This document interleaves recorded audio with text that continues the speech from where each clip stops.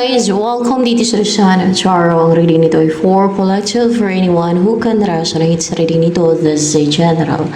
And a collective reading your energy at this time.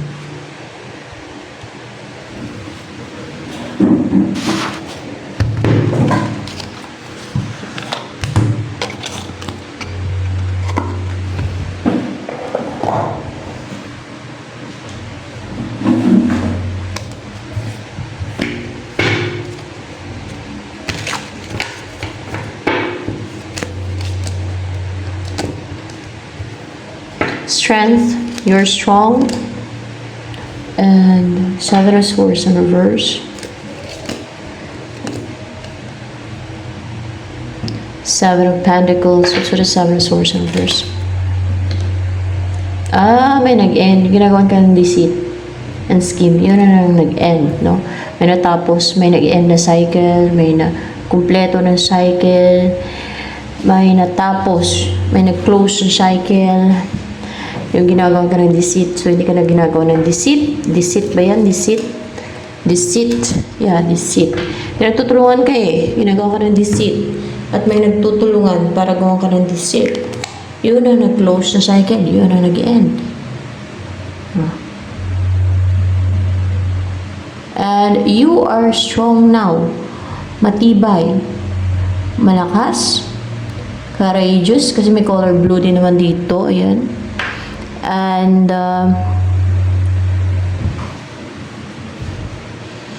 no one could tame you. You're the one who can tame maybe your person, yung malalakas. Pagka ganyan, ano may inner strength, may inner stillness. Para hindi ka nakakaramdam ng fear. Parang naging fearless ka niyan kasi may inner strength ka. Yan. Kahit na sarapan mo yung leon, no? Hindi ka matatakot kasi may inner strength ka. Hindi ka magpapanik. You believe in yourself na kaya mong matame yung lion. Yung ganun ba? Para ba may faith ka din pati. No? Kasi may infinite symbol din. Yan. May faith ka na you can handle any situation, even in a situation na you're facing something dangerous, dangerous, or delikado, no? Kasi nga, isipin mo yung matitame mo yung lion. Merong mga ganyan na they're facing their own fear. Kasi meron silang inner strength hanggang sa hindi na sila natatakot. Yung ganun ba? Katulad ng mga American. May mga Amerikana na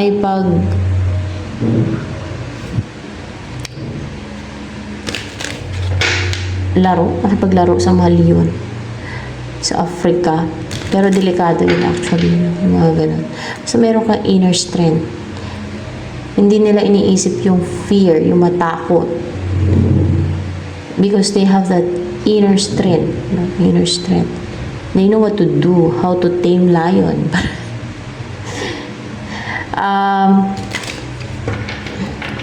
And Seven of Pentacles. Ready ka na yun. May nakalapag ka ng baraha mo. No? Hindi ibig sabihin na baraha, nasa sugal. Yung cards mo, nakalapag na. Ready ka na eh. May naantay ka na lang na mag-invest din sa'yo. Ikaw ready ka na. Saan ba to? Yung Seven of Pentacles na ready ka na at nag-aantay ka. Ito, yung bubuo ng pamilya. Kaso lang yung person mo wala pa.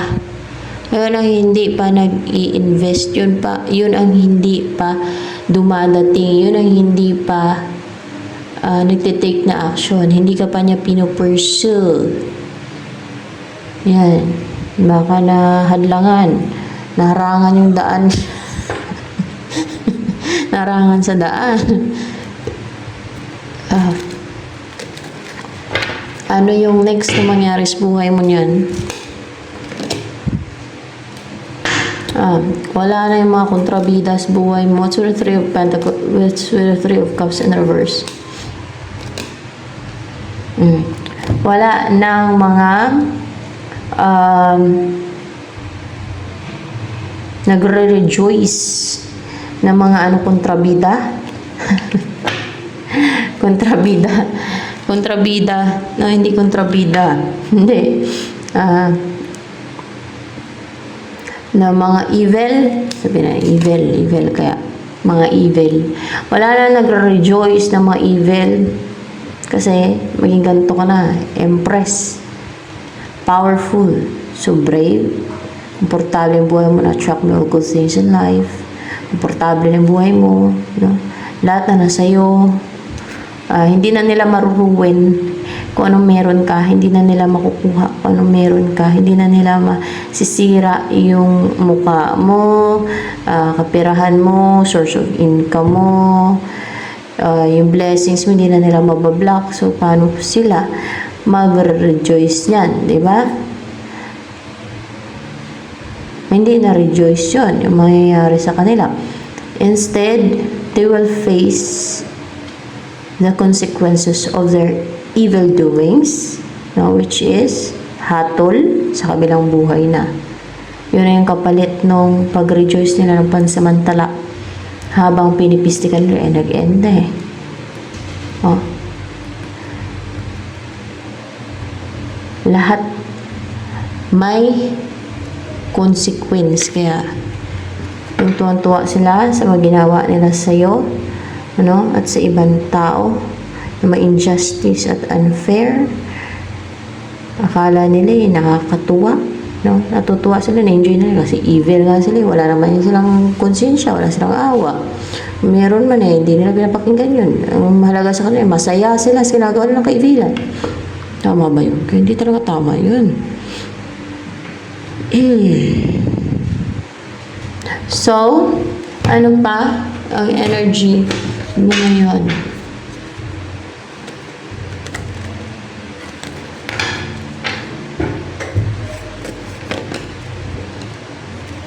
King of Air. Clear yung mind mo and clear yung pag-interpret mo ng mga messages from the spirits. Yung mga nagsisend ng messages sa'yo.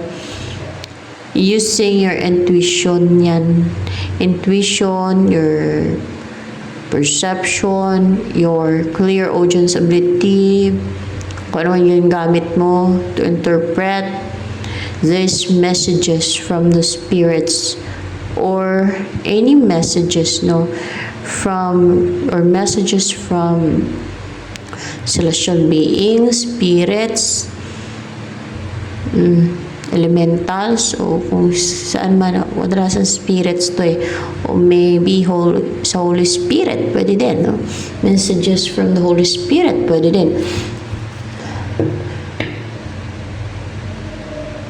Very clear and sharp and madali mo siyang ita-translate din sa salita mo, kung ano may language mo. Kasi naiintindihan mo, na-interpret mo eh. And then, tina-translate mo. Yun yung lumalabas mo nga mo. Yan na yun. So, ano pa? Ang personality mo. Hindi ka madala ng mga material. Para ba may dignity ka ba? May dignity ka? Integrity. Integrity. Hindi sa may integrity, no? Hindi yun. May dignity. Hindi sa may dignity, hindi yun ang ibig sabihin nito. Kundi, hindi ka madala eh. Hindi ka madala, sinusulsulan ka ng, lahat naman sinusulsulan ng mga devil, demon, di ba? Pero, at ng mga spirito, pero, at ng mga elemento, pero, alam mo sa sarili mo kung ano yung nakakabubuti sa'yo. Tinatem ka nila, pero like sugal, no? Yung mga kaliwaliwan, mga enjoyment, mga kafulisyan, mga ginagawa ng mga tao. Tulad ng mga gumagawa sa'yo ng mga schemes and deceit, yan. Tuwan-tuwa sila. Kasi tinitempt din yan sila ng devil at demons eh. Tuwan-tuwa sila. Na-enjoy nila na yung temptation, kagaya ng mga sugal, addiction, mga ganyan. At tuwan-tuwa sila. Ikaw, hindi ka. Ayaw mo. Ayaw mo. Because, matalino ka. Yan ang taong matalino. Totoong matalino. Hindi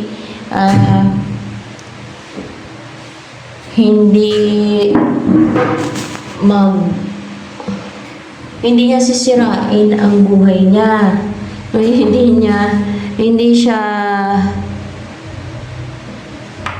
Hindi naman sa pinaparinggan ko yung may mga bisyo dyan. Hindi siya yung toxic na siya mismo ang sisira sa buhay niya, siya mismo ang magruwan sa buhay niya na katulad ng mga nagda-drugs, alam nila ang nakakasira yun ng isip at buhay nila mismo, pamilya nila, di ba? Hindi naman nakabubuti yan eh. So, ganun ka, na matalino ka, unlike sa iba na alam nilang makakasama sa kanila, sige lang. Katulad sa sugal, lalo ko sobra-sobra na, di ba? Yung sugal na yan sa demonyo, yan eh, alam ko eh. Lalo pag sobra-sobra na, yung may addiction na, mga ganyan. Di ba, nasa ano yan? Bawal na yung sugal eh. Baka sabihin ng mga nagpiperiya ay sinisiraan ko yung kanilang hanap buhay. Hindi ah. Yun ang alam ko ha. Yun ang alam ko. Yun ang sasabihin ko kasi yun ang alam ko eh.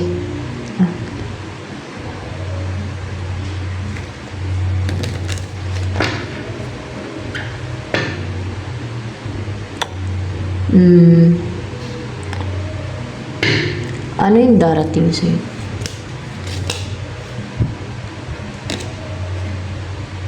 Ito, courageous, porsigido, driven, talagang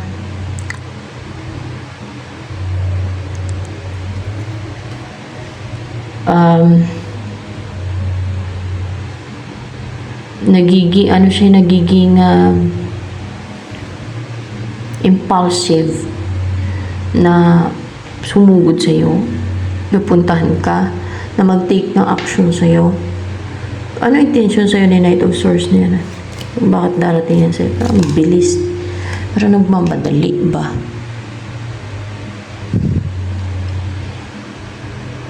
Queen of Swords in reverse. Ano pa intention sa'yo ni Knight of Swords niya na darating sa'yo? Saktan ka? Gusto ka niya saktan? At parang mawalan ka ng healthy boundary para maging emotional ka. Kasi Queen of Swords in reverse. Para masaktan ka. Ano naman to? Evil na klase ng tao. Para saktan ka.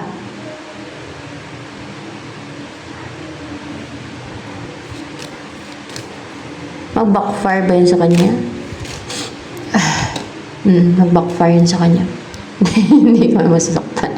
Hindi ikaw yung mawala ng healthy boundary. Hindi ikaw yung maging emotional. Hindi ikaw yung maging weak. Siya. Mag-backfire yan sa kanya.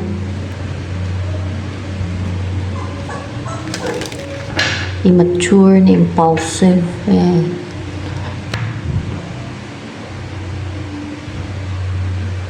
Bakit naiinggit yun sa'yo si Knight of Swords niya na darating sa'yo? Darating sa'yo atake niya, no? Pero naiinggit siya sa swerte mo?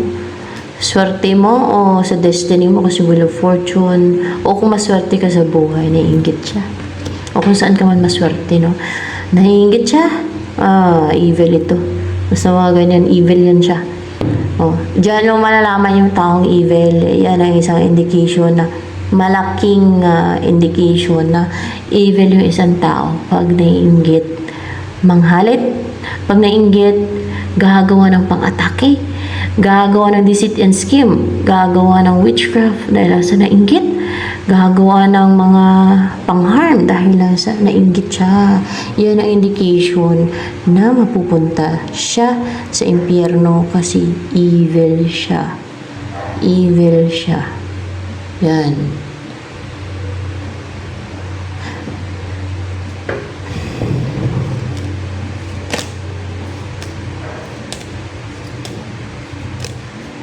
Yan ang sign na evil yung isang tao.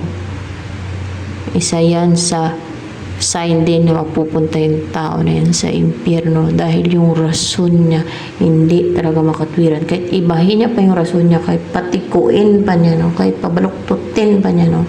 Na iba yung irason niya. Iyan, nakikita naman lahat yan kung ano yung main reason yan. Inggit. Bakit siya gumagawa ng ganyan? Dahil sa inggit niya. Isang sinyalis na evil yung tao na yan. At yan ang number 1 na hindi kung hindi man sa number 1, yan ang isa sa mga tinatapon sa impyerno. Mga ganyang ugali. Hindi sana nakakot ako. Hindi kasi makatwiran yan. Kahit ako pa obserbahin, yung mag-judge, hindi makatwiran yan. Yung ganyang rason ng mga atake siya sa iba, sa'yo, hindi makatwiran yan. Yung rason niya inggit. O kahit ibahin pa niya yung rason niya, yan ang nakikita. Yan talaga ang totoong rason dyan kung bakit siya matake sa'yo. Lagot ng kaluluwa niya.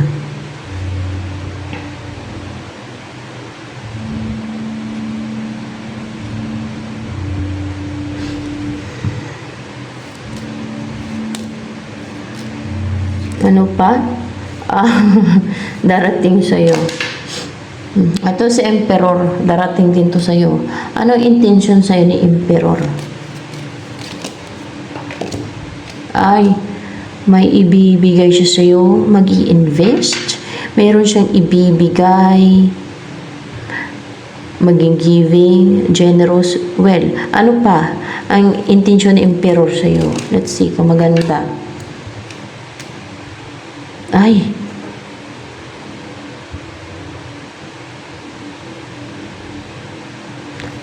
ang ilayo ka.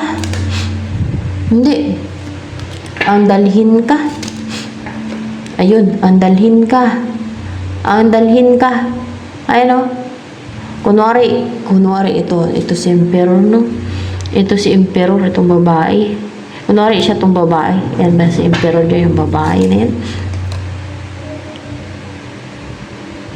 Ay, hindi. Ito, si Emperor yan. Yan. Tingnan natin. Kunwari ito si Emperor. Ito. Ba't parang, demonyo atat.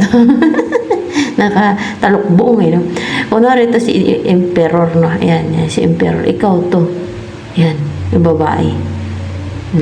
Tapos, ito, anak niyo. May anak kayo. Pero kung wala pa, magkakaanak kayo, no? Andalhin ka niyan ni Emperor. Of course, kung saan siya nakatira. O mag-purchase siya ng titirahan ninyo. Dadalhin ka ni Emperor. Yan.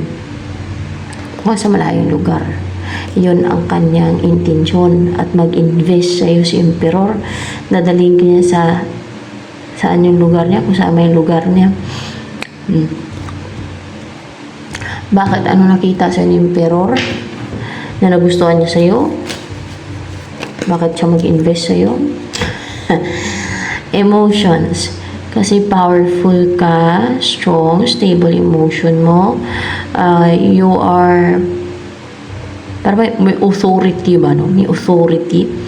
Spiritually, yung personality, may authority, stable, kalmado lang, relax, pero powerful. Yan, yung mga ganun ba, no? Ano pa na ang nagustuhan sa'yo ni Emperor? Si Emperor, healing. Kasi healer ka. Tingnan natin kung healer ka. Kasi marunong ka manggamot.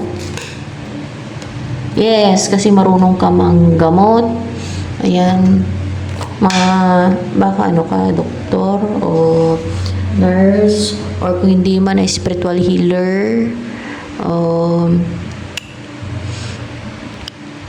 o kung ano mang manggagamot, no? Mga ganun mga spiritual healer ba. Yan. And nakaka-heal din yung energy mo. Para ba nakaka-relax, no? Color lavender to, nakaka-relax. Para bang gaan ng pakiramdam, ganun.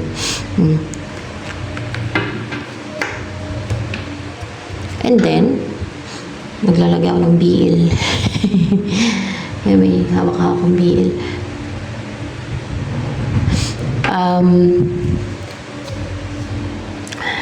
Saan ka balak dalhin ni Emperor na yan? Sa bahay niya?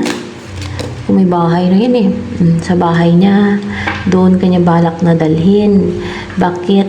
Nagawa kayo ng bata.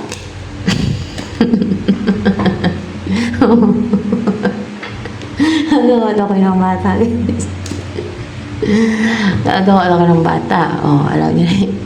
Alam niyo na yan, no? Ang cute pa ng bata dito. Pag nagkaanak kayo, ang cute siguro eh. Parang tuta lang. Parang tuta lang. Kaya may tuta ka. Bagong ligo eh. Okay na. Yes. Bebe. Ay ka. Ay, dito. Nasa labas si bata. Sorry. Bata! Oh, bumanda. Tumala si Natirikan. Nigaling din. Anong buhay ang bibigay niya sa'yo? Na sure talaga, sureball na buhay. Anong buhay ang bibigay niya sa'yo? Ito, ay masagana, abundant, mayaman na buhay. Madaming pera. Kompleto. Kompletong buhay. Ten of Pentacles din yun yun. So, wealthy life. Wealthy life. Ano pa ang maging buhay mo? Pag sumama ka niya kay Emperor na yun. Pero ano to si Emperor? Strong yung personality niya. Bagay nga kayo, impress. Impress ka na. And then si Emperor, yan. Match kayo ng energy. Pakasalan ka niyan. Kasi may bouquet. Yan ang ibibigay niyang buhay sa'yo. Yung kasal na may bouquet. Meron kasing kasal na walang bouquet. Kagaya na lang nung sa amin ng asawa ko, lang bouquet. Yung kasi sa judge lang naman. Wala nang bouquet. Yan. Magkano lang gastos namin doon? 5,000. Dati pa kasi yun. Kasama ng mga papilis na. Hindi naman kailangan ng malaking gasto sa kasal eh, di ba? Maliban lang kung mayaman ka eh. Kung gusto mo ng bongga, di ba? Iba gusto ng bongga, garden wedding, mga ganyan. Pero kung kulang sa budget, pwede na yung mga ganun-ganun lang. Nagaya nung sa amin ng asawa ko eh. Importante kasal, di ba?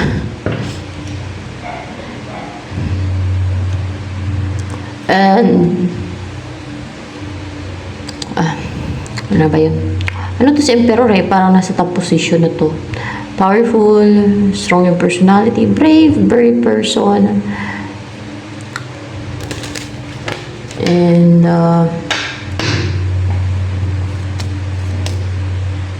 may focus sa target niya kasi may eagle dito, determined sa pag-achieve ng mga goals niya. Meron siya mga gustong abutin, ganyan siya. Kaya na-reach niya yung pinnacle success. Nakadestin ba kayo ni Emperor? Hindi? Nakadestin kayo. 6 of Cups. So, clarified by 6 of Cups pati. Oh, nakadestin kayong dalawa. Oh. This is a destined connection. Meron kayong soul connection ito ni Emperor.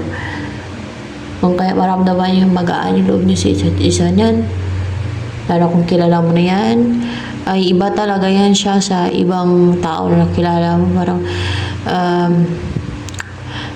ang lapit ng loob mo, ang gaan ng loob mo niyan pagka ganyan. Kasi Six of Cups. Na you feel at home.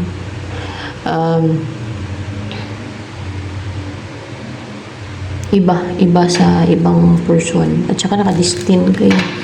Ano yung gusto sabihin sa'yo? Emperor na yan. It's not my family, and your head in your head is so far. Queen of Pentacles. Gusto kayo mapangasawa at gawing komportable ang buhay mo. Stable, secured ka at mamuhay kayo ng tahimik, no? Na may privacy kaya ba, no? And ano pang gusto sabihin sa ni Emperor na yan? Upright ba to? Let's see. Passionate siya. Maapoy yun. Maapoy siya na mag-take na action. Hindi. Na ano? Maapoy siya na sa desire sa'yo. Maapoy siya sa desire sa'yo and excited to na magsama na kayo. Na magsama na kayo at bubuo kayo ng pamilya, gagawa kayo ng bata. Excited daw siya. So, yan.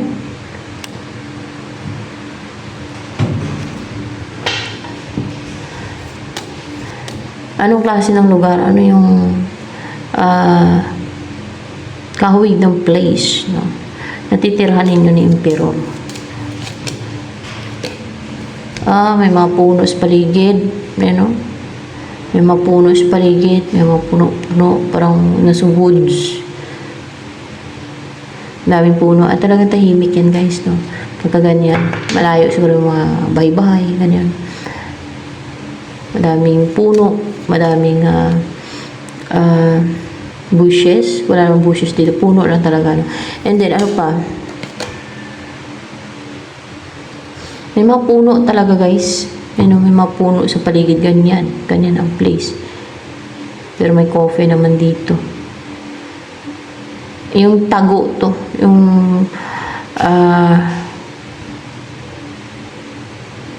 may mga puno doon sa paligid, ganyan. Gantong place. Yung place lang naman tinatanong ko kung anong klase ng place. So, yan.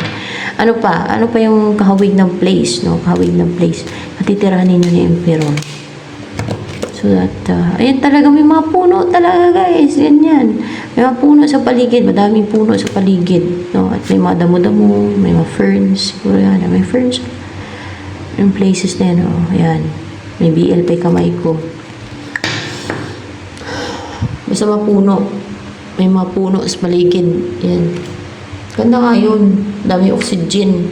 Kaysa sa city. Puro carbon dioxide. Maamoy mo. Ang papasok sa baga mo. Ano pa? Ang gustong parating sa Emperor na yan. Magtatagumpay daw. Talagang hindi siya magpapapigil. Talagang magtatagumpay daw yan, no? Na makuha ka niya. Excited pa nga eh. Dahil, hindi siya magpapastop. Yun napupush sa kanya, yun, no? Libog niya. Napupush sa kanya para kunin ka niya. Yung desire niya na bubuo na ng pamilya with you. Pwede. Hangman.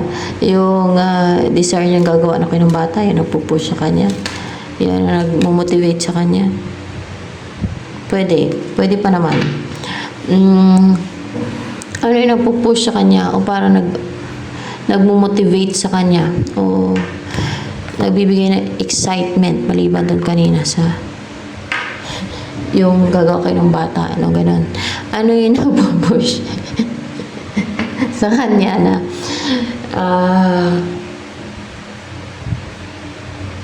kunin ka. Yung gusto ka niya makapiling na. Hindi. Yung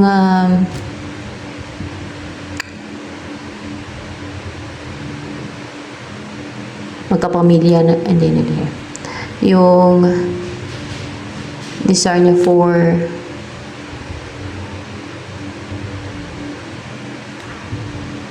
na magkaanak.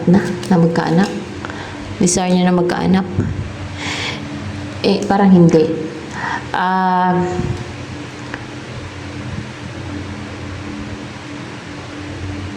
Yung desire niya may makasama na sa buhay. Yung desire niya na may makasama na siya sa buhay. Yan. And ano pa?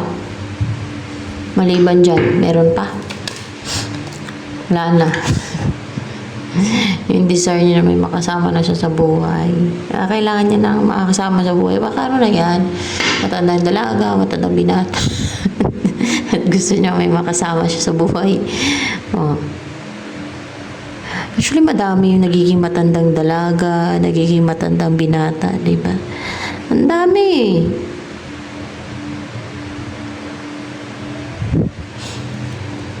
Dahil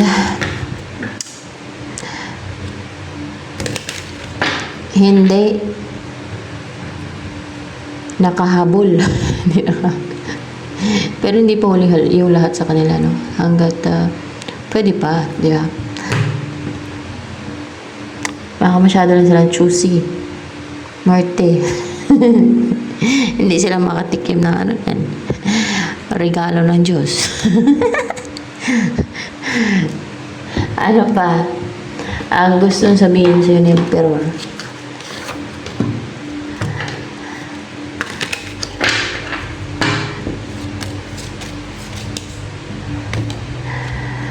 I wish I had treated you better. And yan ang gusto nang sabihin sa'yo. I wish I had treated you better. Ano ba ang nagustuhan niya sa'yo ni Emperor na yan?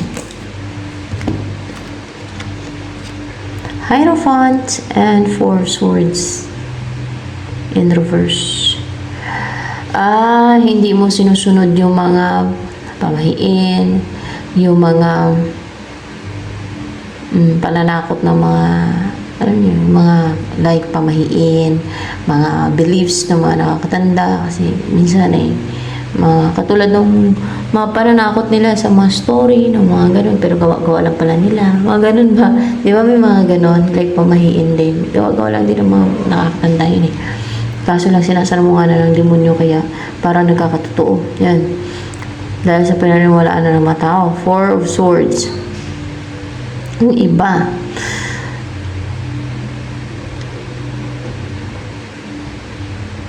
kasi stable yung isipan mo kasi gusto mo ng tahimik na buhay, gusto mo ng payapa yung isipan mo, gusto mo ng peaceful na environment, gusto mo ng katahimikan, no? Gusto mo ng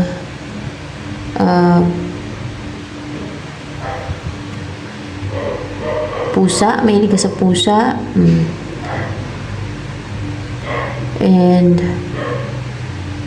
simple ka lang. Simple nandito at mukhang mapagmalpas pusa o sa hayop. Or else ay napaka-pure mo kasi putiin dito, pure ka. Yan. So, ito na lamang guys for collective reading.